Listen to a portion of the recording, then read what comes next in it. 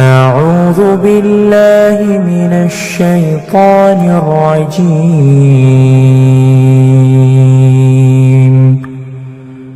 بسم الله الرحمن الرحيم. ألف لام را،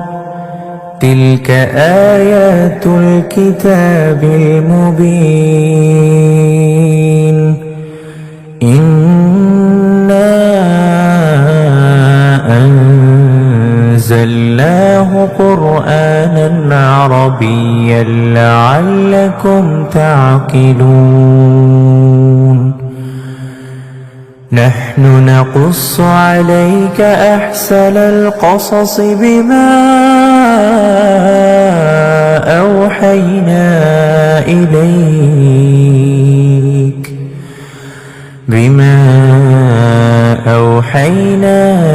إليك هذا القرآن، وإن كنت من قبله لمن الغافلين. إذ قال يوسف لأبيه يا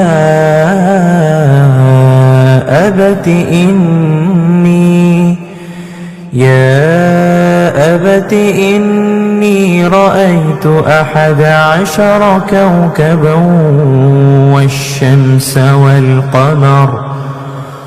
والشمس والقمر رأيتهم لي ساجدين. قال يا بني لا تقصص رؤياك على إخوتك فيكيدوا لك كيدا، إن الشيطان للإنسان عدو مبين. وكذلك يجتبيك ربك ويعلمك من تأويل الأحاديث ويتم نعمته عليك وعلى آل يعقوب كما أتمها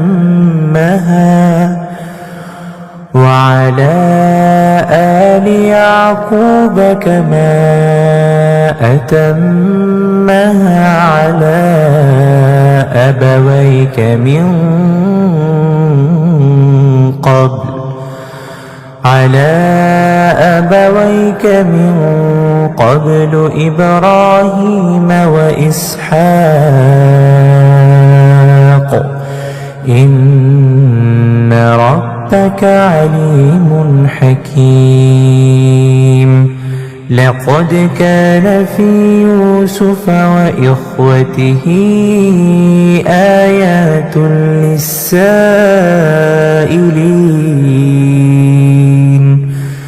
إذ قالوا ليوسف وأخوه أحب إلى أبينا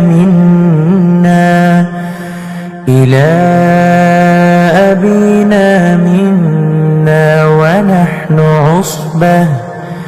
إن أبانا لفي ضلال مبين. اقتلوا يوسف أو اطرحوه أرضا يخل لكم وجه أبيكم وتكونوا من بعده قوما صالحين. قال قائل منهم لا تقتلوا يوسف وألقوه في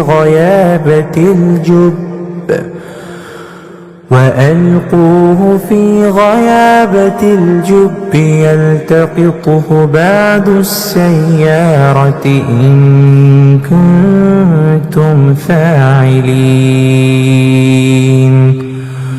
قالوا يا أبانا تأمنا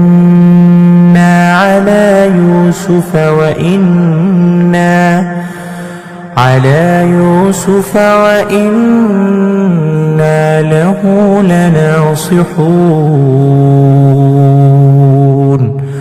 أرسله معنا غدا يرتع ويلعب وإنا له لحافظون قال إني ليحزنني أن تذهبوا به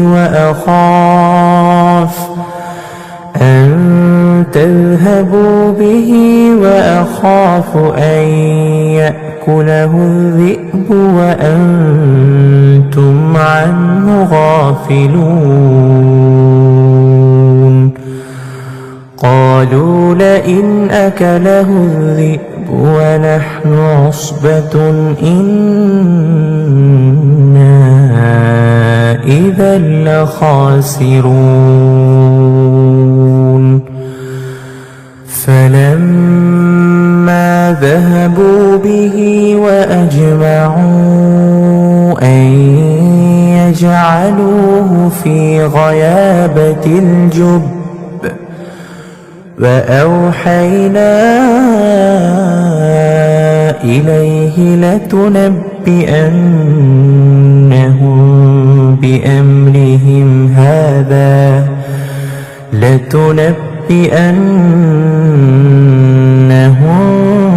بأمرهم هذا وهم لا يشعرون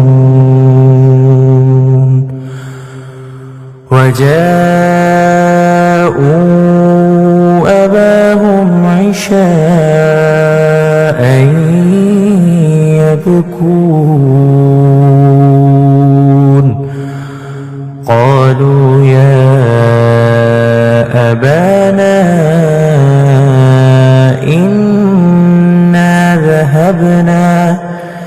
إنا ذهبنا نستبق وتركنا يوسف عند متاعنا فأكله الذئب وما أنت بمؤمن لنا ولو كنا صادقين وجاءوا على قميصه بدم كذب قال بل سولت لكم أنفسكم أمرا فصبر جميل والله المستعان على ما تصفون وجاءت سيارة فأرسلوا واردهم فأدلى دلوه قال يا بشرى هذا غلام وأسروه بضاعة والله عليم بما يعملون وشروه بثمن بخس دراهم معدودة وكانوا فيه من الزاهدين وقال الذي اشتراه من مصر لامرأته أكرمي مثواه عسى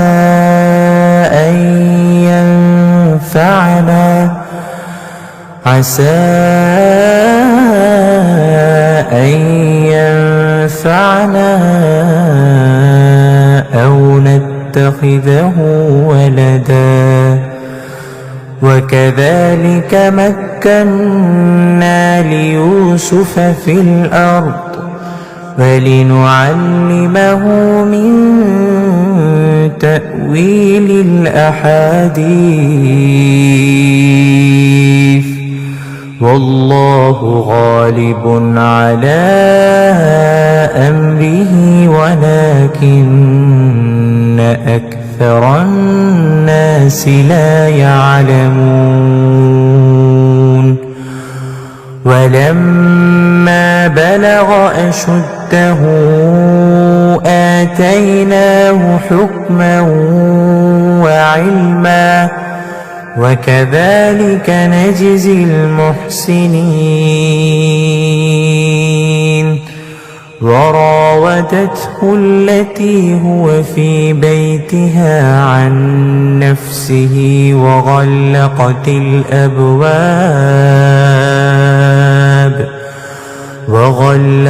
الأبواب وقالت هيت لك قال معاذ الله إنه ربي أحسن مثواي إنه لا يفلح الظالمون ولقد همت به وهم بها لولا أن رأى برهان ربه كذلك لنصرف عنه السوء والفحشاء إنه من عبادنا المخلصين واستبق الباب وقدت قميصه من دبر وألف يا سيدها لدى الباب قالت ما جزاء من أراد بأهلك سوءا إلا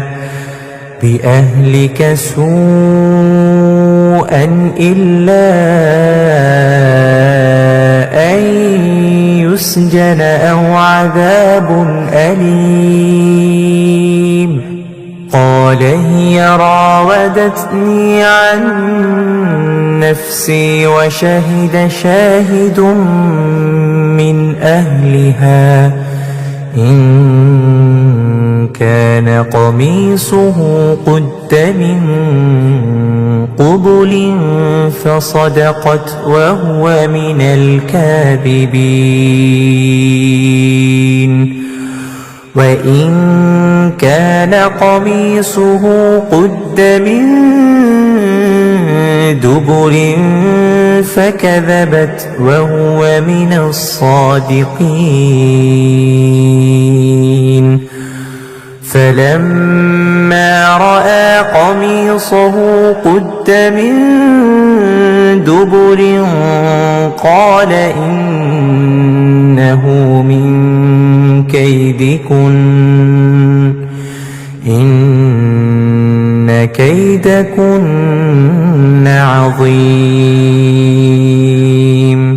يوسف أعرض عن هذا واستغفري لذنبك إنك كنت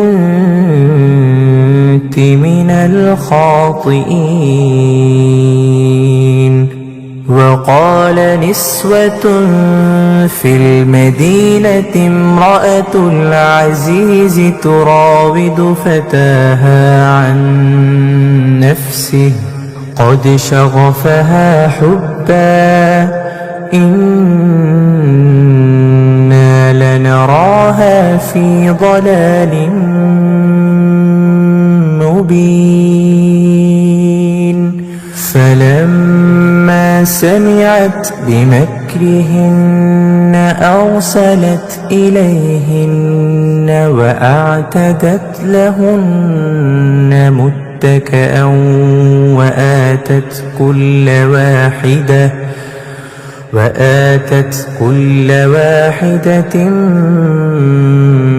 منهن سكينا وقالت اخرج عليهن فلما رأينه أكبرنه وقطعن أيديهن وقلن حاش لله ما هذا بشرا إن هذا إلا ملك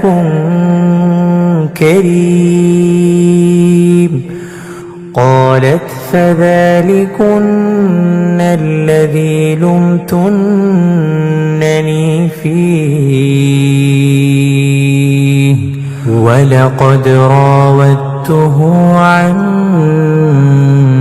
نفسه فاستعصم ولئن لم يفعل ما آمره ليسجنن وليكون من الصاغرين قال رب السجن أحب إلي مما يدعونني إليه وإلا تصرف عني كيدهن أصب إليهن وأكن من الجاهلين فاستجاب له ربه فصرف عنه كيدهن إنه هو السميع العليم ثم بدا لهم من بعد ما رأوا الآيات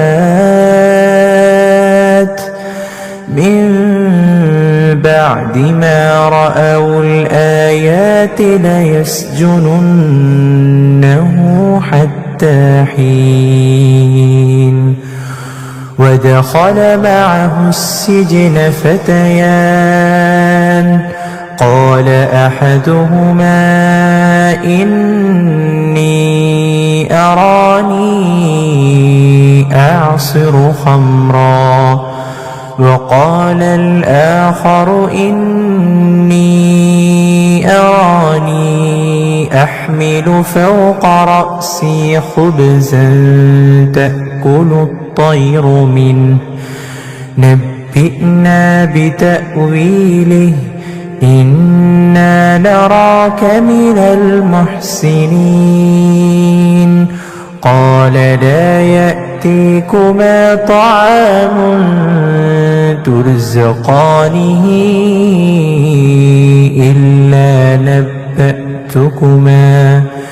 إلا نبأتكما بتأويله قبل أن يأتيكما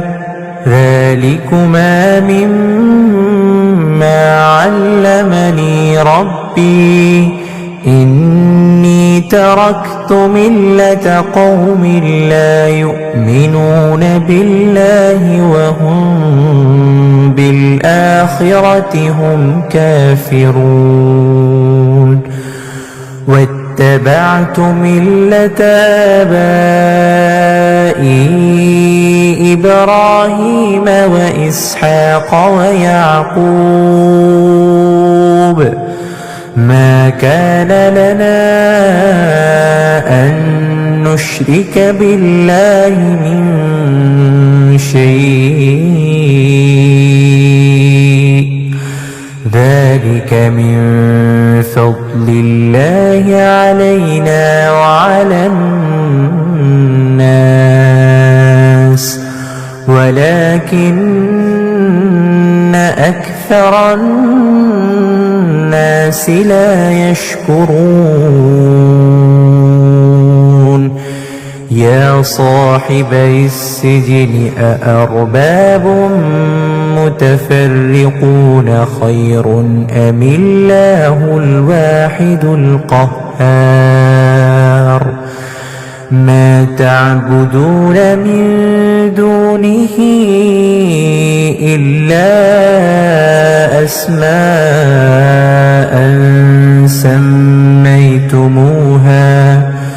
سميتموها أنتم وآباؤكم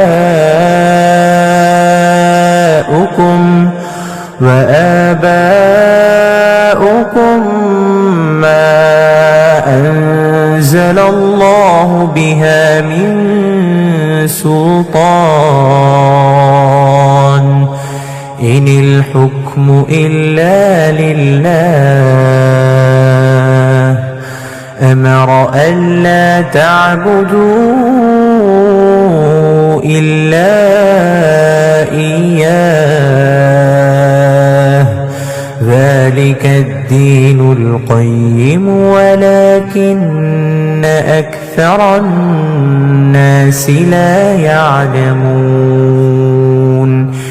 يا صاحبي السجن أما أحدكما فيسقي ربه خمرا وأما الآخر فيسلب فتأكل الطير من رأسه قضي الأمر الذي فيه تستفتيان وقال الذي ظن أنه ناج منهما اذكرني عند ربك فأنساه الشيطان ذكر ربه فلبث في السجن بضع سنين وقال الملك إني أرى 7 بقرات سمان يأكلهن 7 عجاف و7 سنبلات خضر وأخر يابسات يا أيها الملأ أفتوني في رؤياي إن كنتم للرؤيا تعبرون قالوا أضغاث أحلام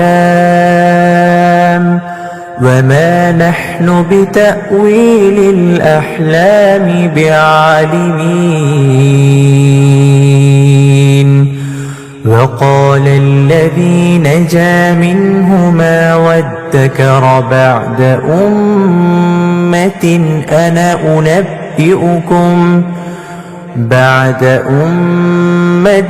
أنا أنبئكم بتأويله فأرسلون يوسف أيها الصديق أفتنا في 7 بقرات سمان يأكلهن 7 عجاف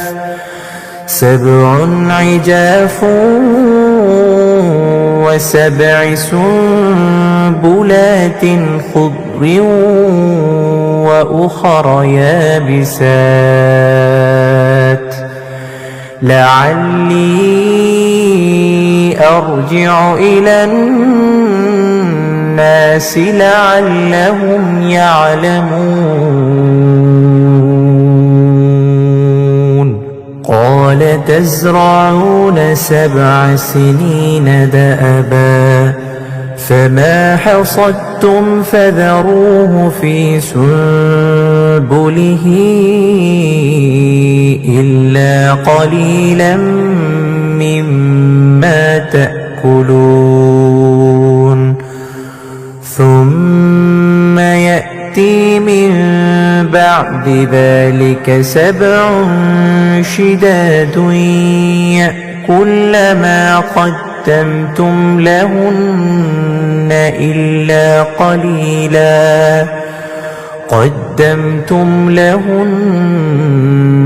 إلا قليلا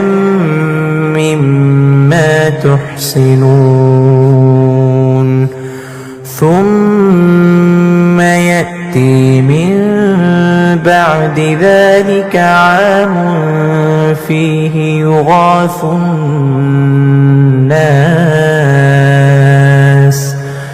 يغاث الناس وفيه يعصرون. وقال الملك ائتوني به فلما جاءه الرسول قال ارجع إلى ربك فاسأله ما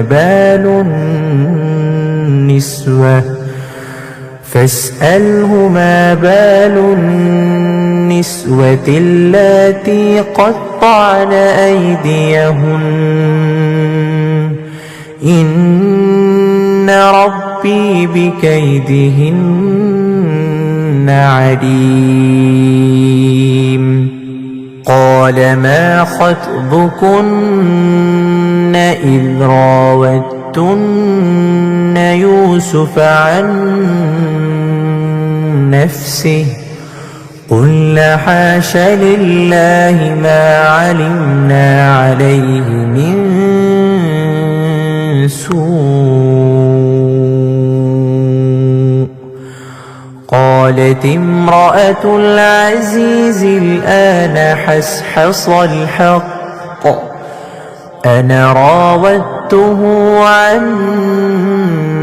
نفسه وإنه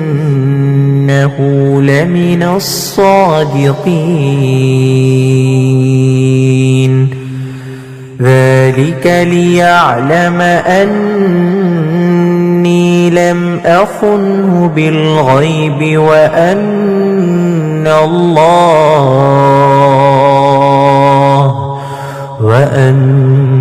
الله لا يهدي كيد الخائنين.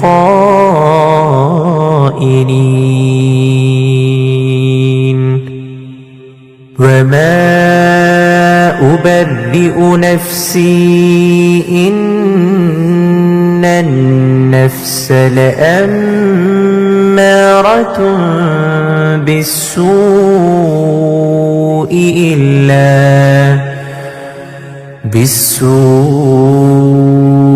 إلا ما رحم ربي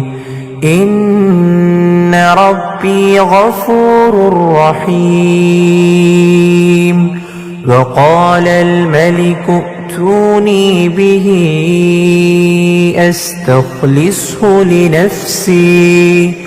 فلما كلمه قال إنك اليوم لدينا مكين أمين. قال اجعلني على خزائن الأرض إني حفيظ عليم. وكذلك مكنا ليوسف في الأرض يتبوأ منها حيث يشاء نصيب برحمتنا من نشاء ولا نضيع أجر المحسنين. ولأجر الآخرة خير للذين آمنوا وكانوا يتقون. وجاء إخوة يوسف فدخلوا عليه فعرفهم وهم له منكرون. ولما جهزهم بجهازهم قال ائتوني بأخ لكم من أبيكم ألا ترون أني أوفي الكيل وأنا خير المنزلين. فإن لم تأتوني ائتوني به فلا كيل لكم عندي ولا تقربون قالوا سنراود عنه أباه وإنا لفاعلون وقال لفتيانه اجعلوا بضاعتهم في رحالهم لعلهم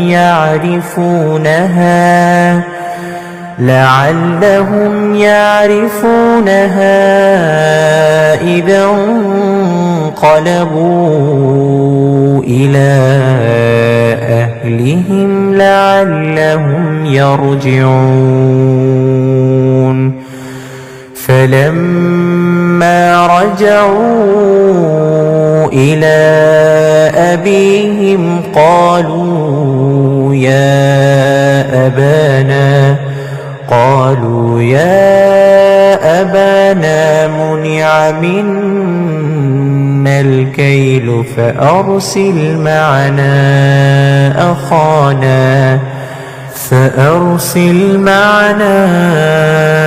أخانا نكتل وإنا له لحافظون قال هل آمنكم عليه إلا كما أمنتكم على أخيه من قبل فالله خير حافظا وهو أرحم الراحمين ولما فتحوا متاعهم وجدوا بضاعتهم ردت إليهم قالوا يا أبانا ما نبغي هذه بضاعتنا ردت إلينا ونمير أهلنا ونحفظ أخانا ونزداد كيل بعير ذلك كيل يسير قال لن أرسله معكم حتى تؤتون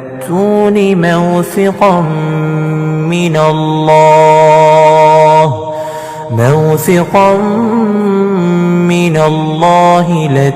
لتأتونني به إلا أن يحاط بكم فلما آتوه موثقهم قال الله على ما نقول وكيل وقال يا بني لا تدخلوا من باب واحد وادخلوا من أبواب متفرقة وما أغني عنكم من الله من شيء إن الحكم إلا لله عليه توكلت وعليه فليتوكل المتوكلون ولما دخلوا من حيث أمرهم أبوهم ما كان يغني عنهم من الله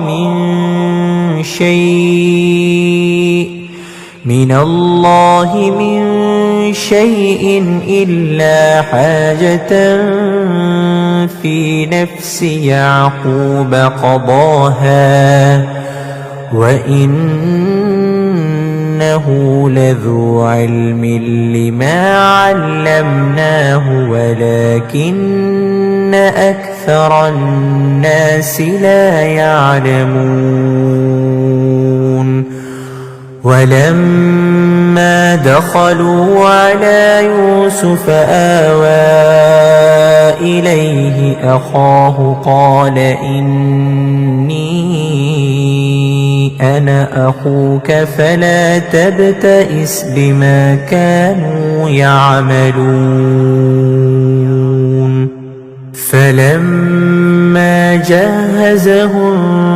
بجهازهم جعل السقاية في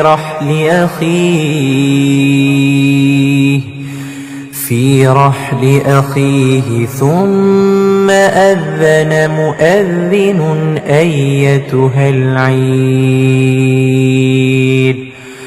أيتها العير إنكم لسارقون قالوا وأقبلوا عليهم ماذا تفقدون قالوا نفقد صواع الملك ولمن جاء به حمل بعير وأنا به زعيم قالوا تالله لقد علمتم ما جئنا لنفسد في الأرض وما كنا سارقين قالوا فما جزاؤه إن كنتم كاذبين قالوا جزاؤه من وجد في رحله فهو جزاؤه وكذلك نجزي الظالمين فبدأ بأوعيتهم قبل وعاء أخيه ثم استخرجها من وعاء أخيه كذلك كدنا ليوسف ما كان ليأخذ أخاه في دين الملك إلا أن يشاء الله نرفع درجات من نشاء وفوق كل ذي علم عليم قالوا إن يسرق فقد سرق أخ له من قبل فأسرها يوسف في نفسه ولم يبدها لهم قال أنتم شر مكانا والله أعلم بما تصفون قالوا يا أيها العزيز إن له أبا شيخا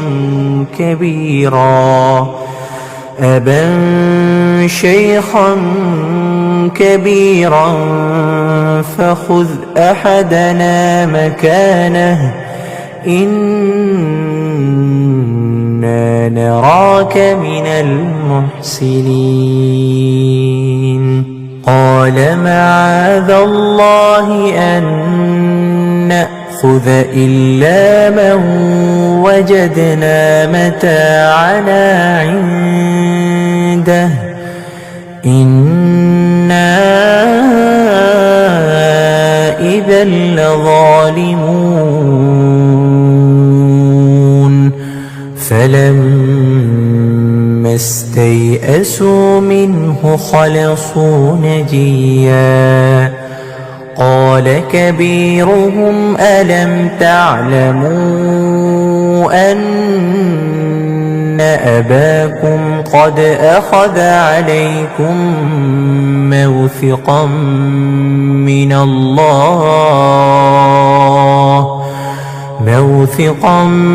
من الله ومن قبل ما فرطتم في يوسف فلن أبرح الأرض حتى يأذن لي أبي أو يحكم الله لي وهو خير الحاكمين ارجعوا إلى أبيكم فقولوا يا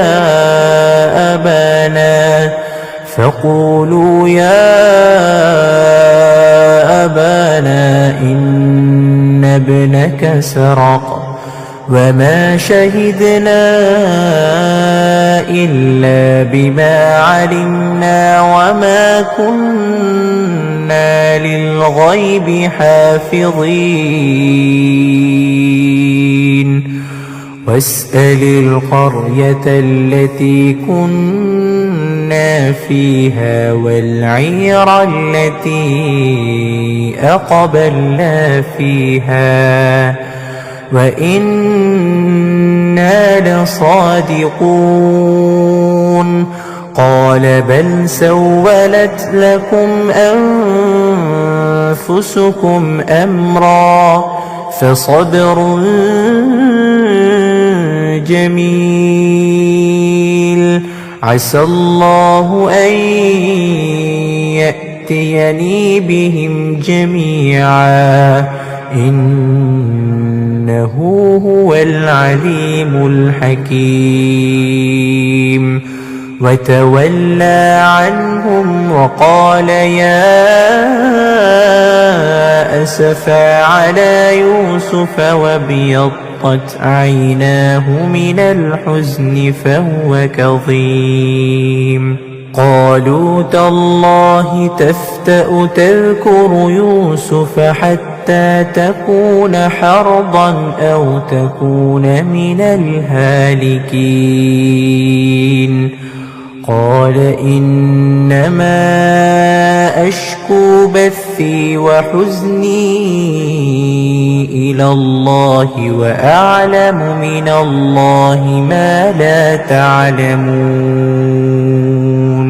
يا بني اذهبوا فتحسسوا من يوسف وأخيه ولا تيأسوا من روح الله إنه لا ييأس من روح الله إلا قوم الكافرون فلما دخلوا عليه قالوا يا أيها العزيز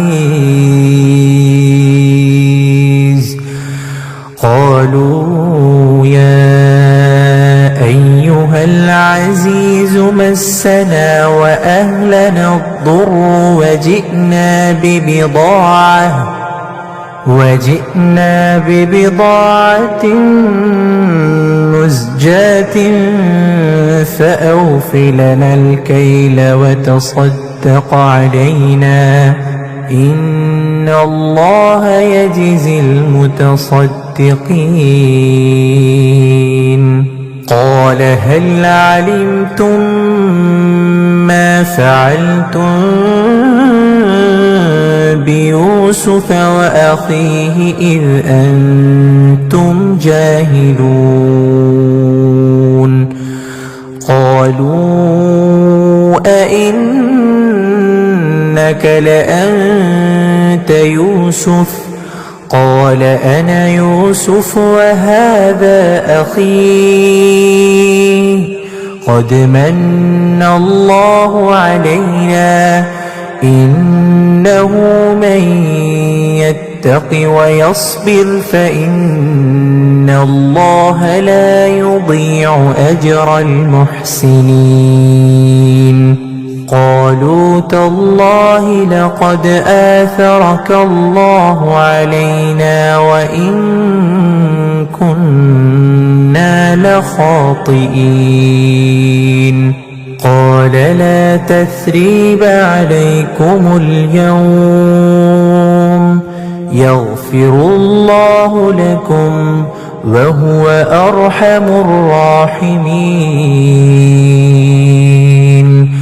اذهبوا بقميصي هذا فألقوه على وجهي يأت بصيرا وأتوني بأهلكم أجمعين ولما فصلت العير قال أبوهم إني لأجد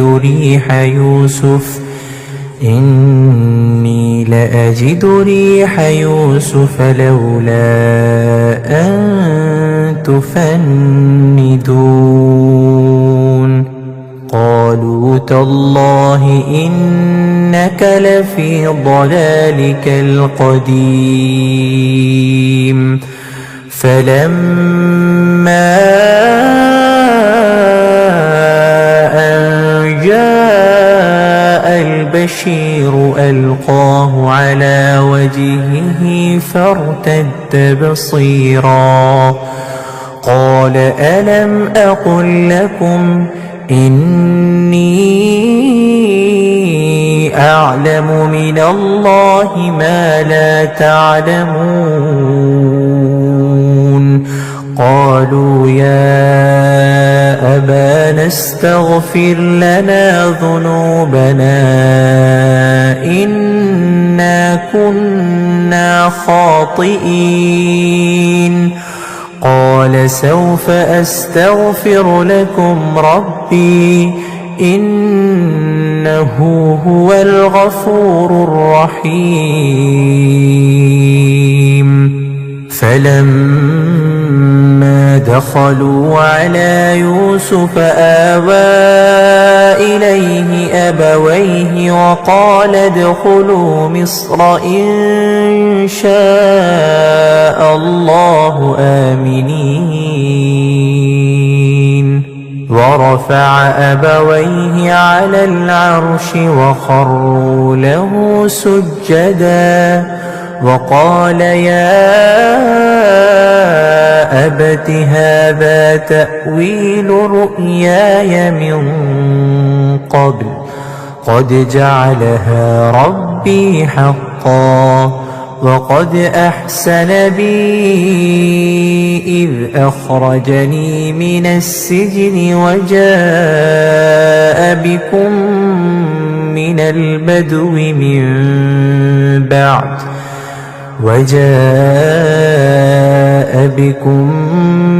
البدو من بعد أن نزغ الشيطان بيني وبين إخوتي إن ربي لطيف لما يشاء إنه هو العليم الحكيم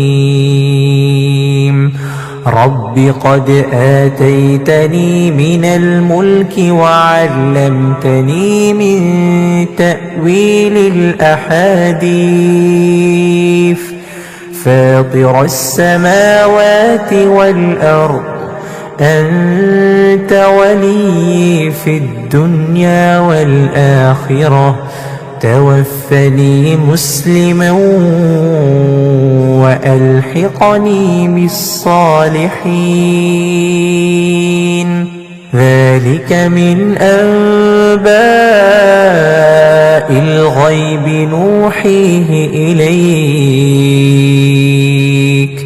وما كنت لديهم إذ أجمعوا أمرهم وهم يمكرون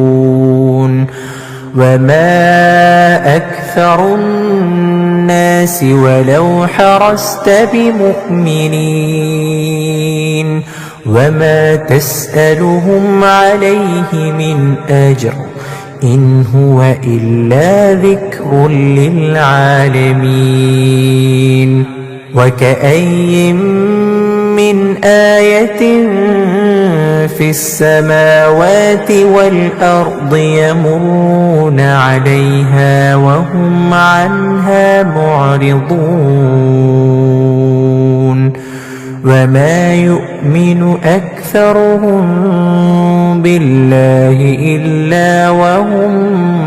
مشركون أفأمنوا أن تأتيهم غاشية من عذاب الله أو تأتيهم الساعة بغتة وهم لا يشعرون قل هذه سبيلي أدعو إلى الله على بصيرة أنا ومن اتبعني وسبحان الله وما أنا من المشركين وما أرسلنا من قبلك إلا رجالا نوحي إليهم من أهل القرى أفلم يسيروا في الأرض فينظروا كيف كان عاقبة الذين من قبلهم ولدار الآخرة خير للذين اتقوا أفلا تعقلون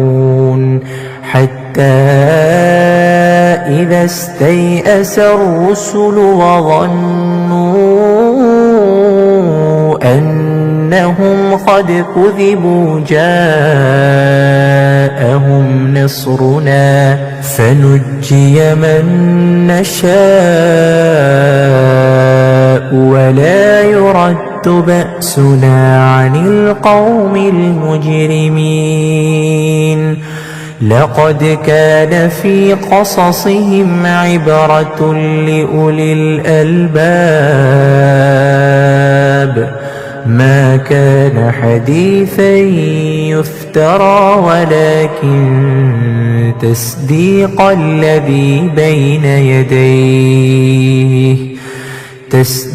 الذي بين يديه وتفصيل كل شيء وهدى ورحمة لقوم